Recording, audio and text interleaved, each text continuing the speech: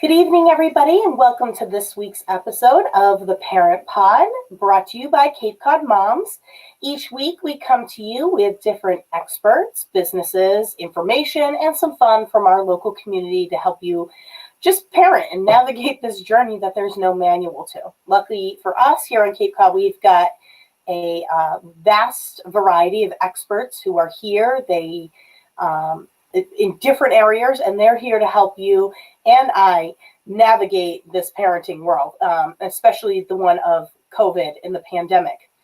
As you know, every week we also do a little act of kindness. We have participation. So if you have a question for tonight's guest, you submit one at the in the comments, whether you're on YouTube or on Facebook, and you're entered to win a prize. This week's prize is a $25 gift card to Ghelfi's Candy, which is in Mashpee and Falmouth. Perfect for this time of year going into the holiday season. Make a good stocking stuffer. Also, we will be sharing a little act of kindness with some well-deserving mom in our community. I'm really excited to surprise her tonight with a little gift. And tonight we're actually joined by Tracy Lamperti again, and I'm really excited to have her. If you remember last time, she met with us and discussed the family meeting, which is really important in times like this. And tonight we're going to go a step further. We're going to talk about how school is impacting all of us. We've been back to school now for a couple weeks. We're kind of settling in, but there's still a lot of unknowns. Things are still up in the air. It's quite overwhelming. We're going to be really honest, bluntly about it, and we're going to talk about how that's affecting a lot of people in our community, how it's probably affecting you, and we're going to talk about what things we can do as parents to kind of help that. And so get a piece of paper and a pencil and grab your favorite beverage, and this hour is for you guys. Take notes. You do not want to miss this one tonight. So let me welcome in Tracy Lamperti, and she's coming on. Hi, Tracy. How are you? Hi, I'm great. How are you? I'm good. It's nice to see you again. And you? Yeah. So, really quick, just a quick rundown. Can you just introduce yourself once again for our audience in case they missed the last couple, or how long you've even been with us? If they don't know who you are yet, tell us who you are. Okay. I am Tracy Lamperti. I'm a psychotherapist. My office practice is in Brewster. My COVID-friendly office is on video by telehealth.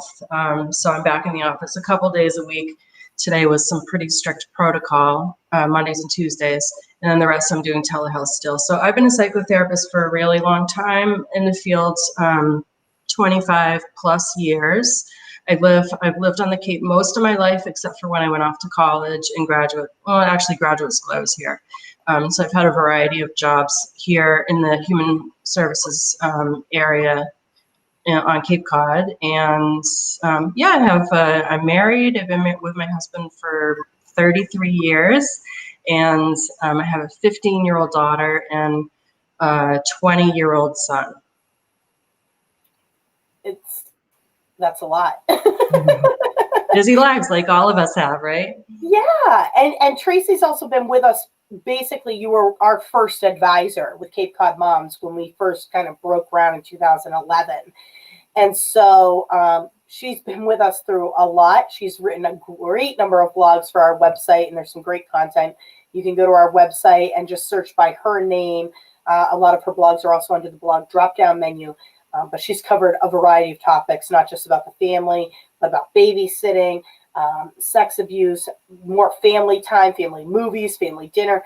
So definitely check her blogs out and reach out to her. She's an amazing resource. So tonight we're a couple weeks into the school year, Tracy. A couple. Let's see. Yeah, we're into October now. We're like 4 weeks into. We should be 6 weeks in, but we're True. 4 weeks in. And for some of us, it might be all virtual at this point.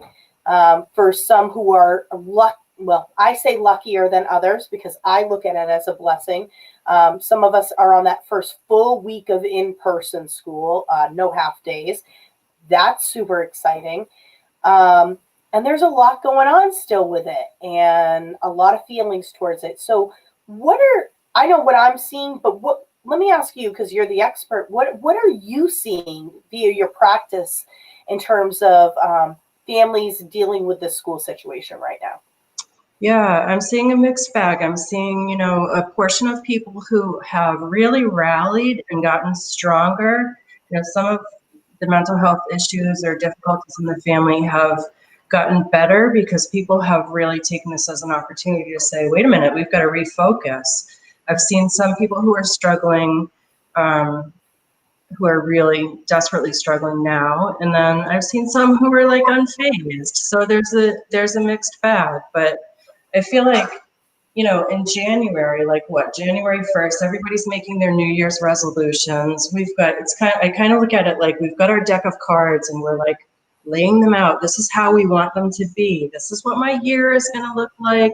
This is what my kids are going to be doing this year. And then what was it, February 13th, wasn't it Friday the 13th when schools closed? And it's like somebody took that deck of cards and flung it and everything went everywhere. Oh. So that left I suppose the government scrambling to be like, what are we going to tell people and what are we going to do? And it left families like, what's the plan? What are we going to do? And so I lost track of what your question was. What am I seeing in my practice? So yeah, there's a lot of chaos, has been a lot of chaos, and it's an opportunity for families to regroup and to focus on. But so what I really want to focus on is who's running your family and who's in charge of how it's going. And do you feel like, I think a lot of people feel like they're at the mercy of the decisions that are being put in place, the decisions that are being made for us. And just take the school. The school is such a classic example, a shining example, negatively shining in many ways, example of how people are like waiting for their orders, waiting for their instructions. In the meanwhile, like my job, what are my kids doing all day? What are we supposed to be doing? And so, it's a reorientation. And what I like to encourage people to do is to say, we have to listen to what the instructions are that are coming down to us, but we can also take hold of our own personal strength, personal power, family energy, and say, this is how I'm going to do it. They might say we should do it this way, or these are the instructions we're waiting for, but I'm going to take charge and I'm going to decide whether my kindergartner is going to be online for 5 hours a day, or even 2.5 hours a day, or whatever it is. I'm going to decide that. Nobody's going to decide for me. And my husband and I, or my wife and I, or my partner and I, or whoever are the adults in charge, we're going to decide what's best for our family and for our children. So that's what I'm trying to encourage with bringing the family together in the family meeting setting. Because you're talking about, because all of this has brought such a level of chaos. And like you said, sometimes when you're waiting and waiting and waiting, and it's such a slow trickle down of information that just adds to the chaos. And we really have to model control or take control of the areas we can take control of. Because children, they don't function well, not only in family life, but in school, in chaos. Right. And so the more control we can give them, or the more expectation that it will be taken care of, and mom and dad have this under control, and we are making a decision as a family, that gives it, they're more empowered. They feel better, they perform better, they behave better. Right. And I mean, just look at that. Look at how the schools, I mean, I'm not faulting the school. Especially the teachers, they're doing the best they can. Absolutely. With what they have to work with. And, I want to think the administrators are doing the best they can with what they have to work with. But, when you're trying, I was kind of, we're all on social media, right? Whoever's watching this is on social media right now. So we're all kind of waiting for, like, is anybody else on? Are you on? I'm not on. How come I can't log on? And so while we're doing this as adults, what are we supposed to do? Are we supposed to tell our kids, why don't you go play while I figure this out? Because there's no reason for us all being frustrated here. Or what are you supposed to do? Or at some point, are you just supposed to be like, you know what? I'm going to shut it off right now. At the end of the day, I'll catch up with all the comments, and if it worked for people or not. I'm not going to spend my day banging my head against the wall trying to get onto a class that turns out nobody can get onto. Right. But our kid, we're the tension level is like here rather than down here, where it's like, well, we can work with it. Or so we've got to take responsibility for what's going on in our own home. The tension level, you're right. It's way up here. I actually read an article recently about that adults are experiencing more meltdowns. A whole article about it and how to allow yourself to have a healthy meltdown and how to model that healthy meltdown for your kids if they happen to be nearby. And I thought that was really interesting to kind of see that being acknowledged as opposed to us trying to be afraid of it and it being a taboo subject. People are going to have these feelings. This is, it's been a long time since the population was put through this kind of strain. Yeah, and the point being, though, is that we do still have freedom and we do still have rights, and we can still say, I'm shutting the screen off right now and I'll catch up with it later because this is not working for us. I mean, you have to be responsible. Obviously, we have to conform to some extent to the social expectations. But at the same time, we don't have to drive ourselves crazy over it. I noticed too, just you're talking, because you keep mentioning the screen time. So I was hoping that by being in person, there is less screen time. And while they're still using the Chromebooks while they're at school. They're going in with the kids and they're using them throughout the day. And I didn't think that was going to be happening by electing to be in person. So now I'm already thinking about that. That is a lot of screen time. And, the school's been really open about it. They said, if you have concerns, just bring them to us. And I'm ordering the blue light blockers. But it's on-screen learning is in no way comparable. I get that it's the situation and the cards were being dealt and no one's at fault for that. But it's a lot. It's a lot of screen time. And so one of the things that concerns me the most is what our children are learning about how to manage their life. And so right now, the way it's set up, public school is kind of set up this way anyway, and kids' lives are just kind of set up this way anyway, where they're kind of like, here's the child's the captive audience, like, parent, tell me what I'm supposed to, they're waiting for instructions from their parents. Their parents set the structure. So they're looking to their parents or whoever the adults are to guide them as to what they should do next. So here we have this chaotic situation. The adults don't really have a handle on it. Nobody's fault, but the adults don't really have a handle on it. And so here we have kids like, what am I supposed to do? Like, feed me my next order or feed me my next instruction, what I'm supposed to do. And we're seeing that happen like all day long in school. Like, what am I supposed to do? Oh, now I'm supposed to log on to that next class. Or now, what am I supposed to do next? Then you can go have a 10-minute snack. What am I supposed to do next? Then you have to put your mask on and sit with your friends. Or, there's all these, there's all these expectations that kids are waiting to be told so that they can do what they're supposed to do. But that's not, is that the way that we want to raise the next generation? Is to be just receiving orders and then complying? That's like a robot. We're making little robots. What would it be like? And I'll just take this, just an easy example is preschool through first grade, or let's say kindergarten and first grade, is that there's no reason you can't teach your child that when you wake up in the morning, we have some over a few weeks, we have some breakfast, and then we brush our teeth, and then you go get your workbook and sit at the table while I sit at the table and do whatever I do. Or maybe I'm even cleaning the house, but your job is to sit at the table and to do these pages I've pulled out for you. And so then the child is like, the next day, the child can be like, my job is to go get my notebook. But they can't do this in this learning environment where everything is dependent on what's coming across the screen.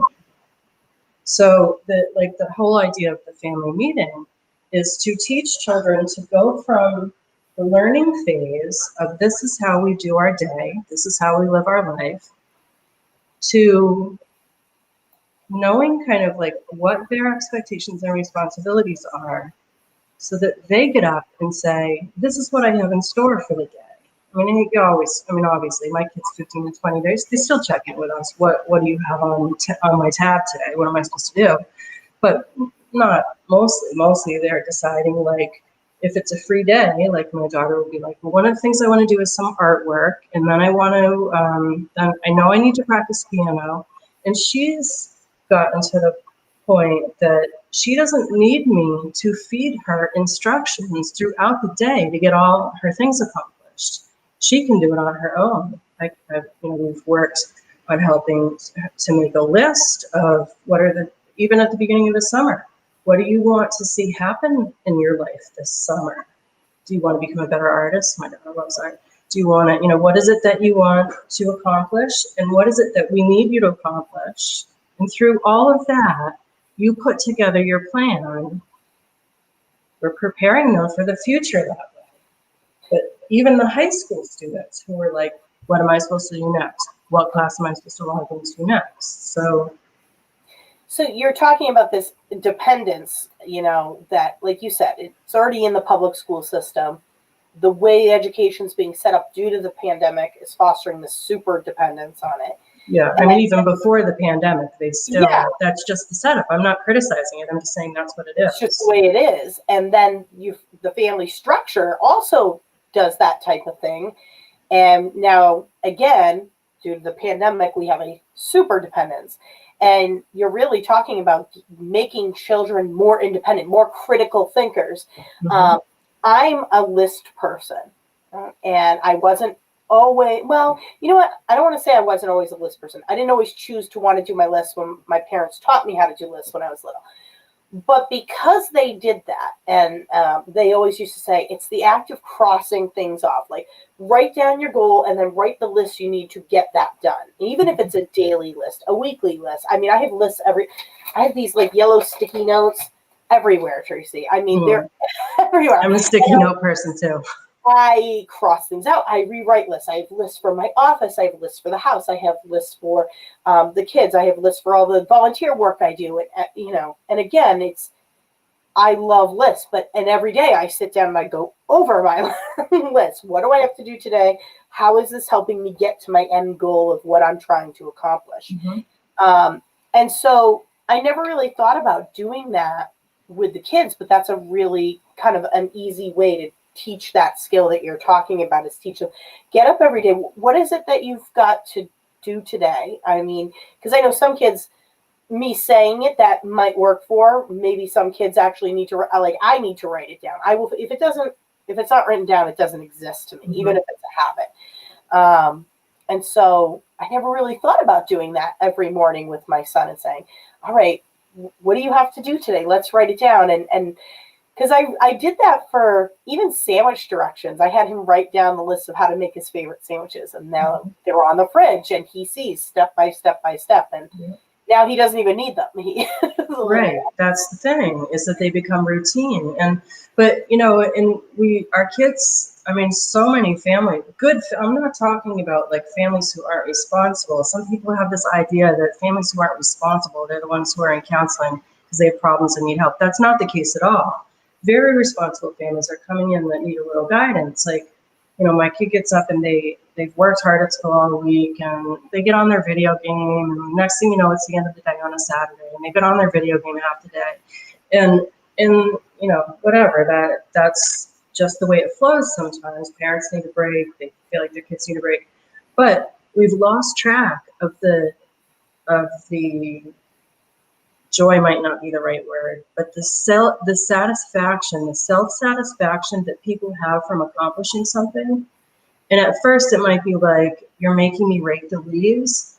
And then as they develop an appreciation for a job well done, and parents are always looking at me like, really, you ever get to this point? You do get to this point. They look back at their own job and they're like, oh, it looks pretty good. They feel proud of themselves. And then there's happiness in that, I might not want in my daily goal or my whole summer goal list of goals, I may not really want to do the chore part, but it's part of my life and I'm an important part of this family. And we all, like, not we're equals, but everybody has a role here. And I belong here in this family for a reason, not just to do my chores, but yes, to participate in the work that's needed and to have your fun and accomplish your fun things that you want to do. But we've just lost track and thought, I don't know, it's turned into like this world of parents are like, I had these kids, so I wanted these kids, I had these kids, and it's my job to give them everything I can.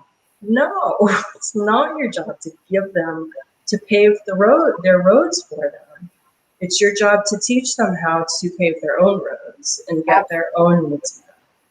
Absolutely, we've chosen that because we want to have children that are productive, that are, movers and shakers, that are going to make this world a better place. Yeah. The world needs critical thinkers. We are, I mean, you see what's going on in this world. We have lost a lot of our critical thinking skills. I don't know what happened somewhere over the past few decades, but every day now it shocks me to see just how widespread it is. I mean, I've been seeing it go on for years, but it some days I'm like, this is unbelievable. How is this reality that there is this lack of, and I hope that is going to change with our children, because I'm raising my kids to be critical thinkers and to think for themselves, to pave their own road, because this just isn't acceptable. The world is never going to change or get better unless this generation of parents acts and does the things that need to be done for these children. We have to get back to the basics. We have to get back to, like you're saying, back to this thing where we're not paving the road for them. We're teaching them how to do those things for themselves. Yeah, and they learn that in the family system, in the home. We're not, we're over the last, 20 years, 30 years or something, we've transitioned this whole way of thinking from the family teaches the children morality, ethics, work habits, to they go to school, and the school, somehow they're going to get that at the school, and that's enough.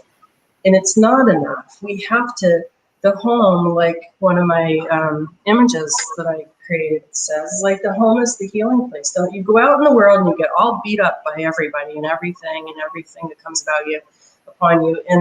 And then you come back home and you supposedly replenish your energy. It's not an unhappy place to be. It's not a place filled with conflict. It's not a perfect place, but it's a place where we kind of feel like it's our place, our home, our healing place. And, now more than ever, like, where people are cooped up at home more than they have been in decades, is that we have this opportunity to have dinner together and to be in each other's presence more often. So let's make the best of it. Like, let's make it something that we can be proud of. Absolutely. It's absolutely critical. You're hitting the nail on the head. It's the erosion of the family unit that has really kind of taken place. I don't know whether that's from all these outside influences. I don't know whether it's parents in this generation feeling overwhelmed and as a result of our upbringing or circumstances now, we feel anxious or overwhelmed with trying to stop the tsunami. That's what it kind of feels like. It feels like you're like, oh my gosh, I have kids. What is going on in this world? Mm-hmm. And it feels like you're holding off this tsunami of ever-changing things that it's discouraging sometimes. And I think, part of the way that we've become this way has to do with all the choices we have now. Like, back in the day, they didn't have 25 takeout or dinner restaurant choices or TV dinners back then, but they didn't have a million choices for dinner. It was you sat at the table and you ate dinner as a family, whatever was cooked.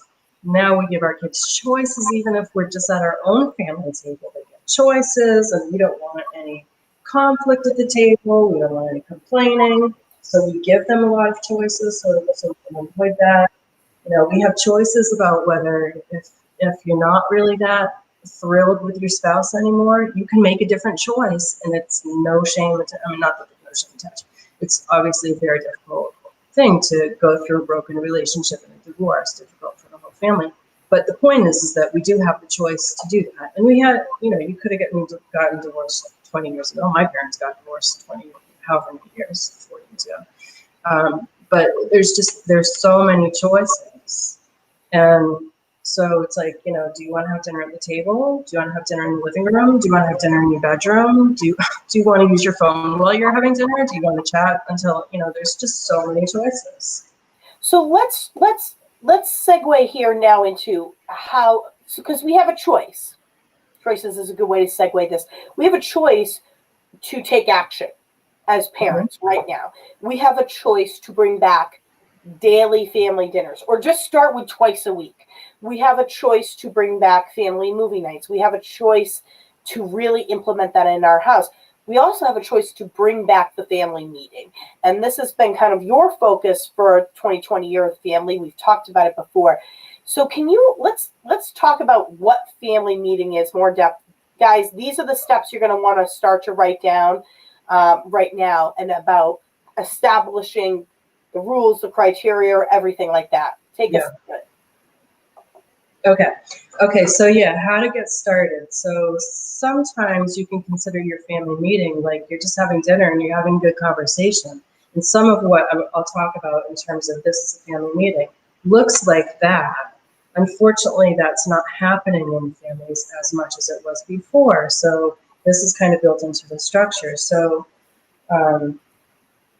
so step one is that whoever the adults are in the home, so maybe it's a multi-generational home, or maybe it's just a mom and a dad, or maybe it's a single mom, but the adults in the home have to make a commitment first. Step one, like parents commit to establishing a focused family time. So could be after dinner on a Thursday night, could be after breakfast on a Saturday morning. You decide, but the point is that you make the commitment to it. Because what I hear from families all the time is, when would we do that? And back when school was in session, in sports and all of that, I would literally have parents say, we don't have time to have a family meeting or a family dinner. Well, you have to make time. If you're not going to take that step one and make that time, then you're already sunk. So is that's it a the first daily step. commitment, or is it a weekly commitment, Tracy? Well, that's up to you. So when we started this package that I have designed, that I offer to people, started because our daughter was going from homeschool into school, and she did not have a voice. She needed to find her voice big time. And so I developed all these, together with my husband, we developed all these activities to help her just even at our own table. Because at our own table, she didn't even have the voice that we would have liked to have seen.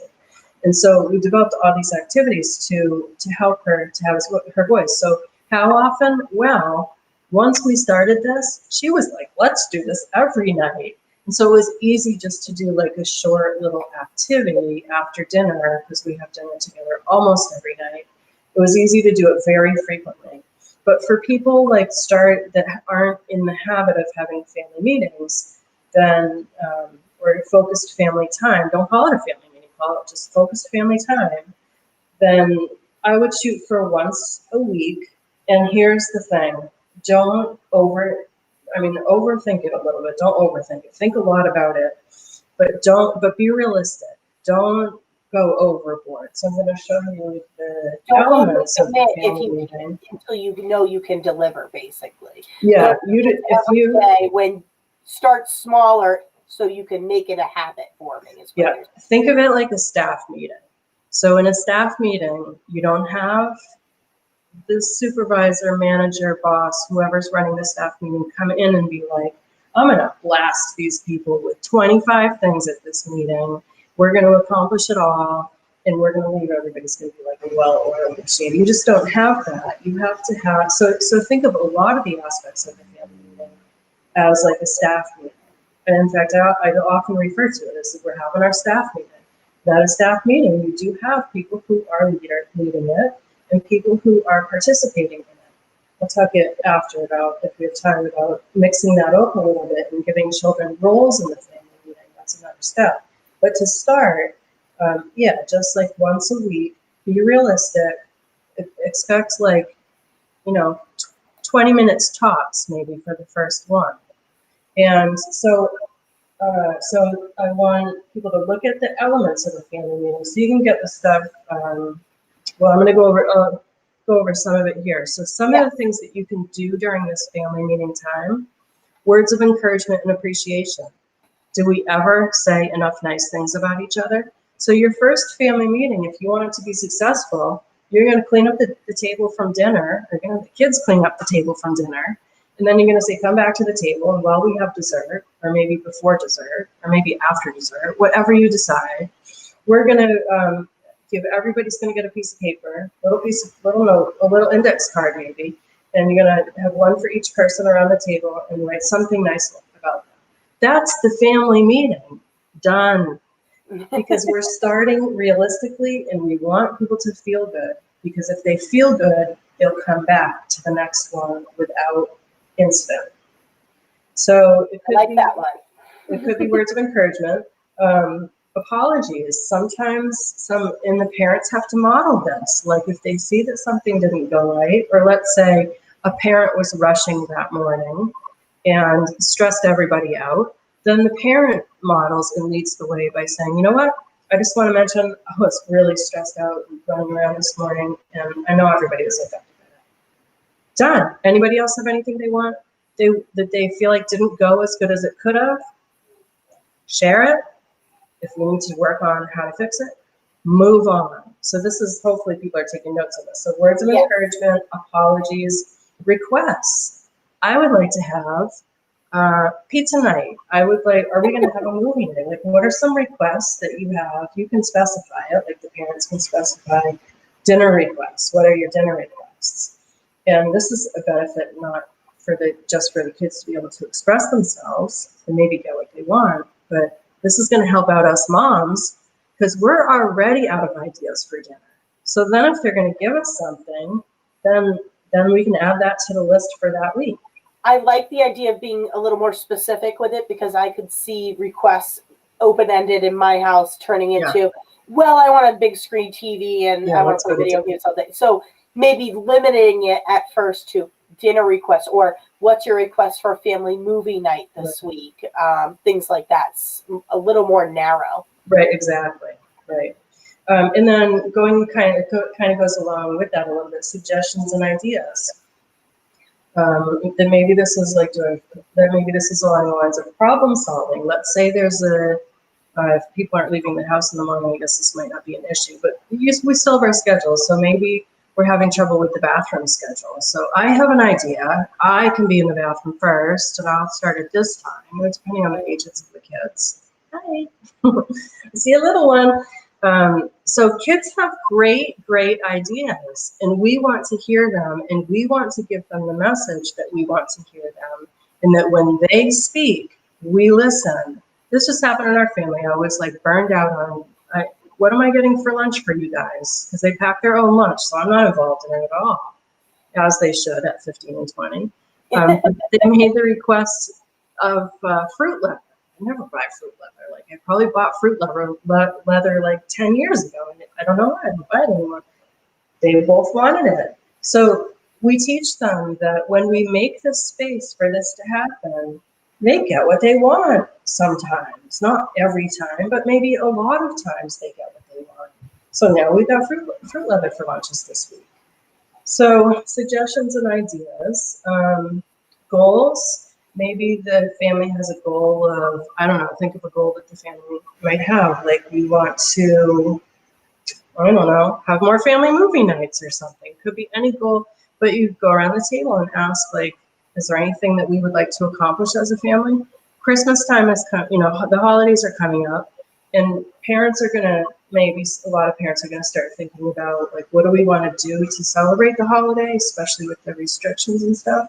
So maybe, I'm talking about goals now, but this could go somewhere else too. That maybe you say, maybe we could save our change, or maybe we could, our cans and bottles money, and we could donate to, I don't know, some cause. Like the family opens up a catalog of, donation places, and the family sets a goal. We're gonna save $25 in the next month in cans of bottle money and spare change and my piggy bank money or something, and we're gonna donate baby blankets to whatever. You know what I'm talking about? Exactly. I like that one. So another family meeting topic might be calendar syncing. Now this is going to be more applicable to families with teenagers who have to go to and fro, and it's not so much as it was before because of the sports restrictions and things, but still there are things on the calendar that we kind of need to be on the same page about. So maybe parents will let you bring your phone to the table this time because you're going to sync calendars or something. Or you're going to pull the calendar off the wall and you're going to say, what's coming up? Household management, like right now as we speak, my husband is totally impressed about the size of the pile of laundry on the couch. So household management, like I need help with that pile of laundry. Who can help me? Who's got homework tonight? Who doesn't have homework tonight? And so how the house has to be managed. We as parents think like it's so overwhelming and a lot of work and a lot of battle and struggle to do something like a family meeting.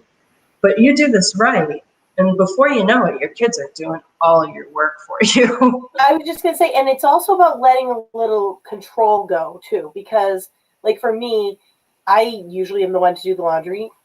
And as you're saying that about the pile of laundry, I'm laughing because my husband's over there folding the pile of laundry that I've let accumulate. Mm-hmm. And it's hard for me to let go because I like things folded a certain way. And even having Ethan participate. But you know what? I let him do the towels and I'm teaching him and I've had to let go a little. It's not going to be perfect, but he's learning to do it and it's helpful to have. But that initial step of letting go and just being okay with it not being the way I fold it was hard for me.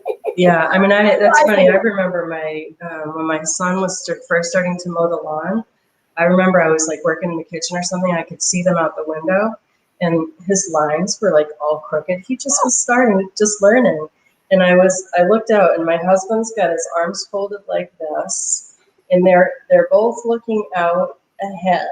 And I'm like, they're talking about those crooked lines. He wasn't in trouble or anything, obviously, but you should see the kids' lines now.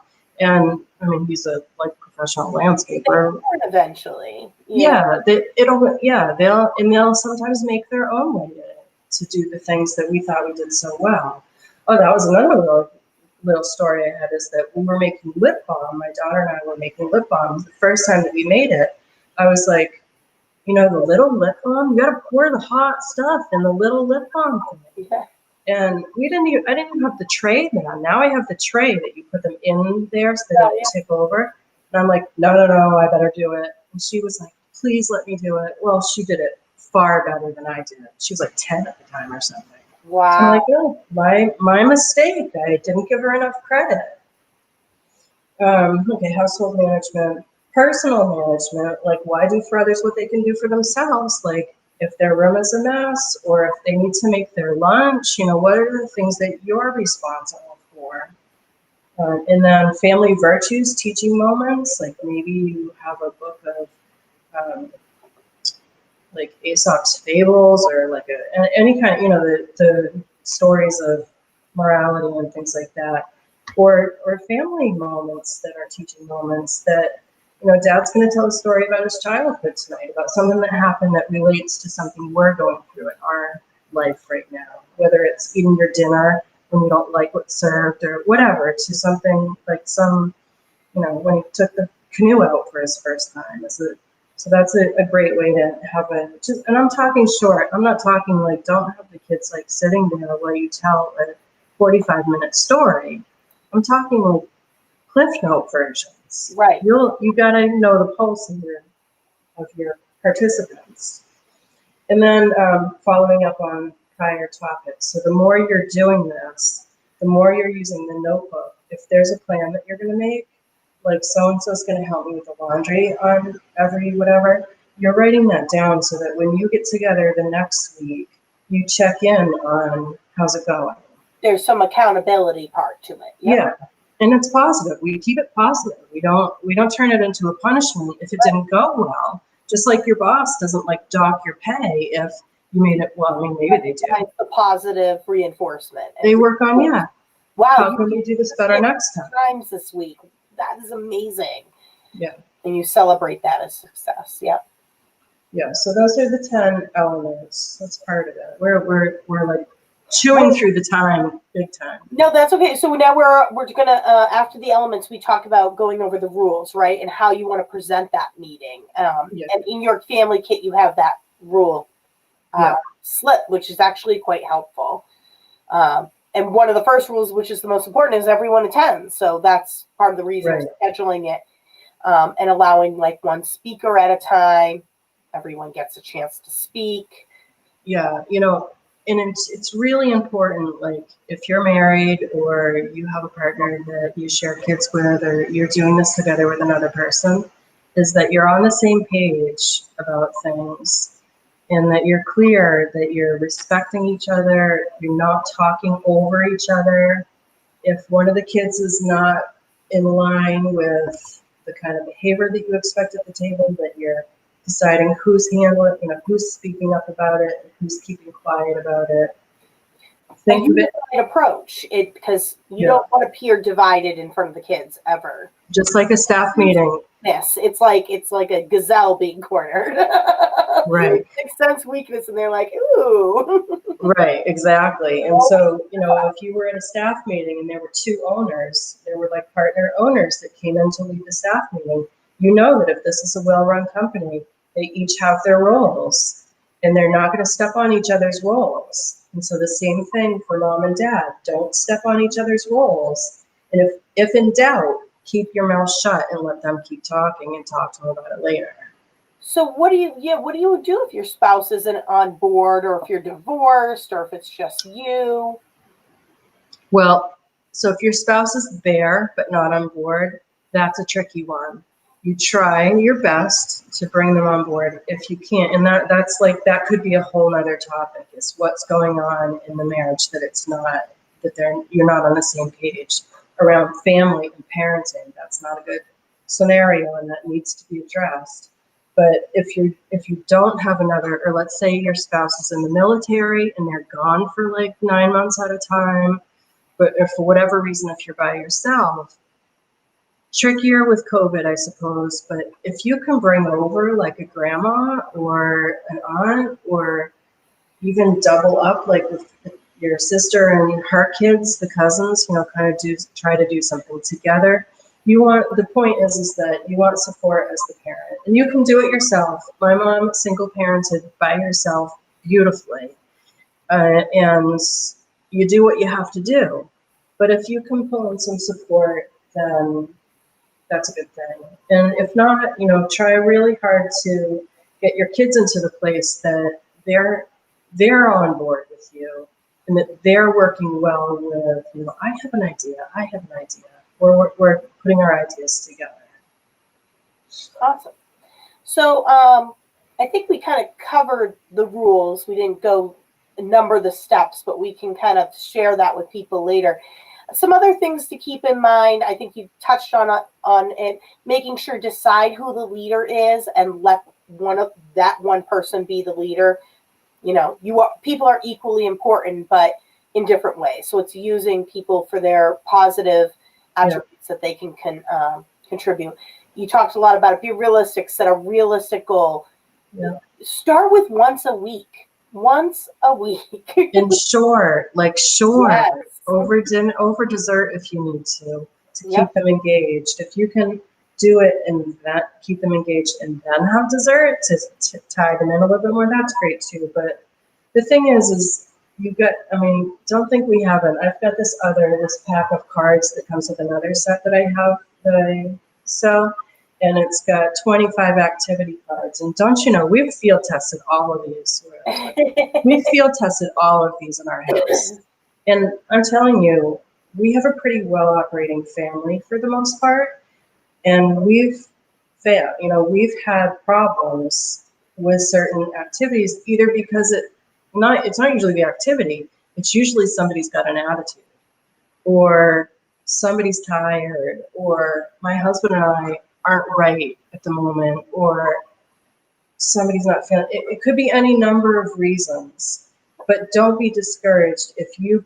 What usually happens actually is parents are like, I'm doing this family meeting, we're doing this.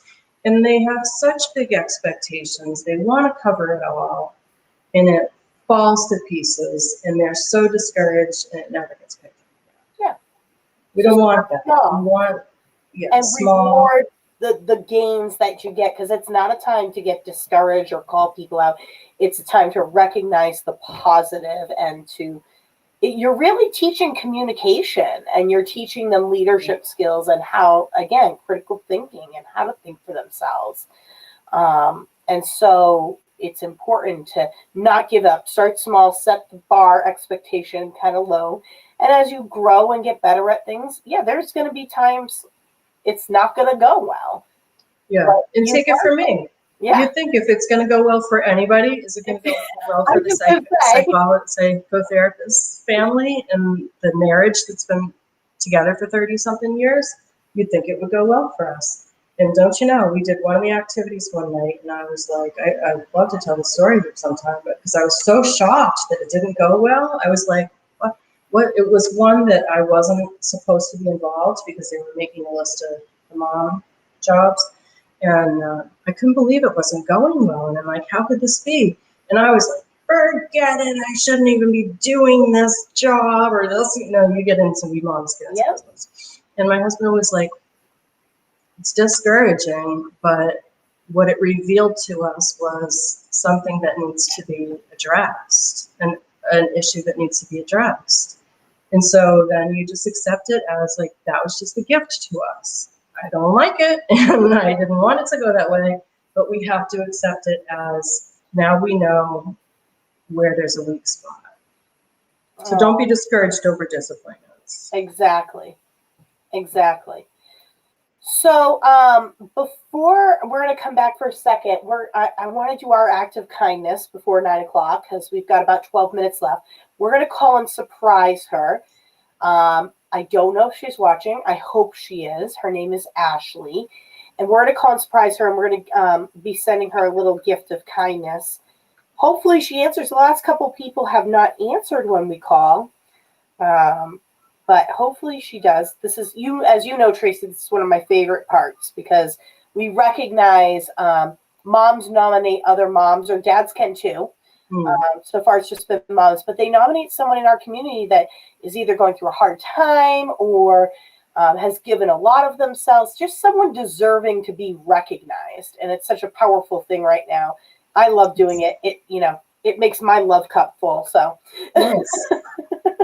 All right, here we go. We're going to surprise Ashley. I'll hold this up.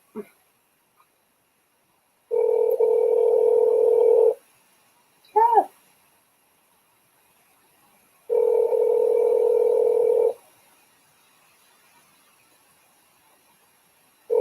We'll leave her a message if she doesn't. This is a really the person who nominated them wants to be anonymous, and it's beautiful what she wrote. So I'm really excited to read this. Is not available. At the tone, please record your message. When you have finished recording, you may hang up or press 1 for more options. Hi, Ashley. This is Amy calling from Cape Cod Moms. I'm here with Tracy Lamperti, and we are actually live on Facebook Live and YouTube with the Parent Pod. And you were nominated anonymously by someone who would like to share something special about you. She wanted to share that you are deserving of an act of kindness. And she wants to help bring you up right now. She says you have not only gone above and beyond in your hybrid schooling with 2 kids while also balancing a preschooler, but you also have 2 additional children of your own from your new marriage that you take care of.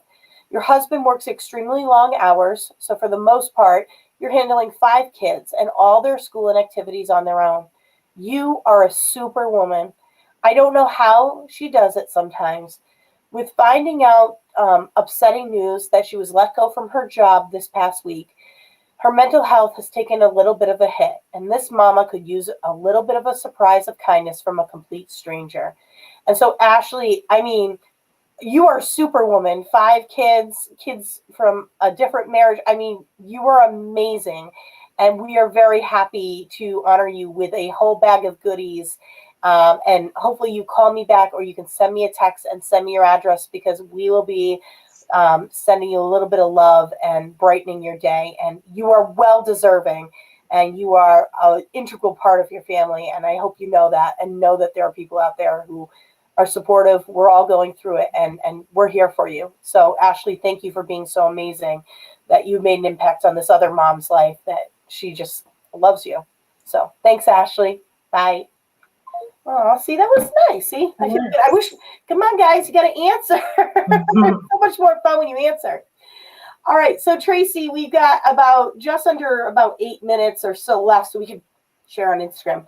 But how else because we're going to have you on again, because Tracy's going to be a regular, kind of like Jacob and some others, where we're really giving you these educational series.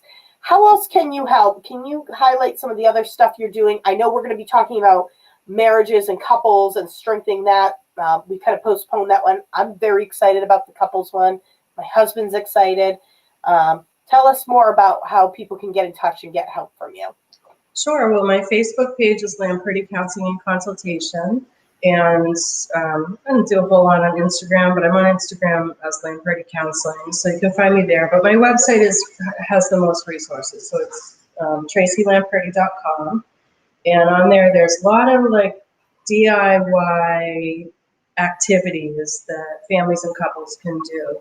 So this year with family, which is like the family meeting program, that's on my website. And for Cape Cod moms and people who are tuned into tapped into you guys, I have a discount code for 20% off. So there's 3 different levels of it. There's just a family meeting level, which is these cards that I was just referring to, which are the rules and the elements of the family meeting. Keep getting the camera reversed.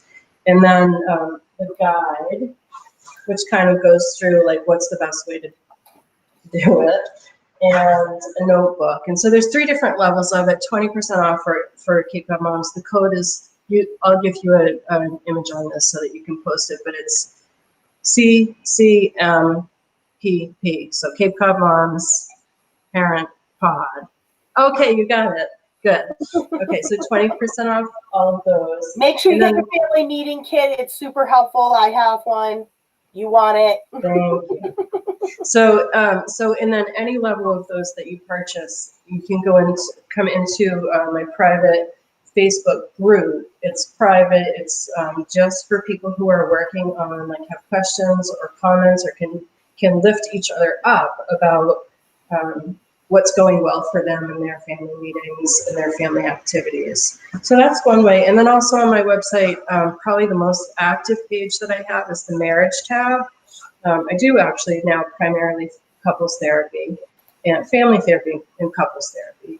And so there's a growing number of activities there that amount to like free downloads and different activities that you and your spouse can do, or you and your partner can do, you and your boyfriend, girlfriend can do to help build emotional intimacy, physical intimacy, and just, work together as we need each other. Like, we really need each other bad right now.